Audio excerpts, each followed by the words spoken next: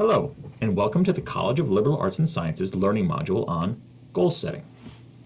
Now, you may think, why are we talking about goals? I'm in college. Clearly my goal is to finish college. And while that is true, we're talking about goals because goals are important. Alan Lakin said, failing to plan is planning to fail. And if the only planning you do by default is planning to fail, then that isn't very effective, is it? So why should you set goals? You should set goals because 1. Setting goals increases your likelihood of completing or achieving your goal. Not only that, but it increases your confidence, your self-assurance, and reinforces your ability to achieve that desired result again or achieve other goals. 2.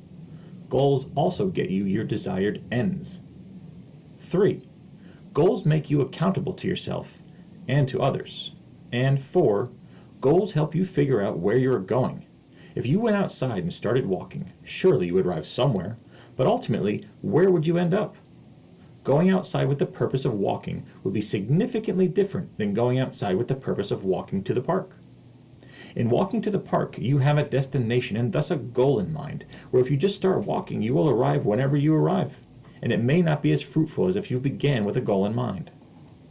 So, if acquiring goals is a good thing, then how do you go about setting these goals? Well, first things first, you should start with SMART goals. No, I don't mean that in a condescending way. I mean that as an acronym. Your goal should be first and foremost specific.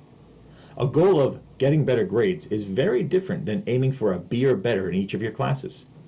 In addition to being specific, your goal should be measurable. By measurable, I mean this. How will you know when you are making progress on your goal? And furthermore, how will you know that you have accomplished your goal? The goal of achieving a B is measurable. Either you achieve it or you don't. The goal of getting better grades, however, is less measurable. Your goal should also be attainable and realistic. When setting the goal, decide if it's more likely than not that you would accomplish that goal. If you receive D's on all assignments until the halfway point during the semester, perhaps a goal of B in that class is no longer attainable or realistic. Finally, your goal should be timely or time-bound. For time-bound goals, think, when will you accomplish the goal by?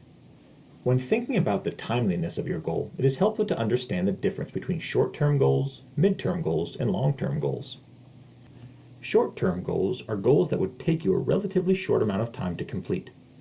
A short-term goal would be something that you would like to accomplish within the next 2 weeks, 1 month, or a semester. The example of attaining a B in all classes for the semester was a short-term goal.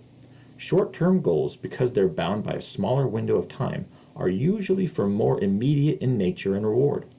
However, short-term goals can be part of mid-term and long-term goals as well. A mid-term goal is 6 months to a year. If you wanted to save $1,200 this year, for example, that would be a mid-term goal. To get there, however, you may set short-term goals of saving at least $100 per month until you reach the 1-year mark and complete your midterm goal. Long-term goals are, not surprisingly, longer in nature.